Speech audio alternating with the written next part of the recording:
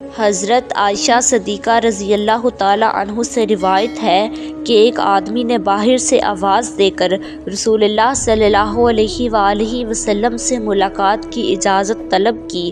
آپ صلی اللہ علیہ وآلہ وسلم بولے، یہ شخص قوم کا برا آدمی ہے۔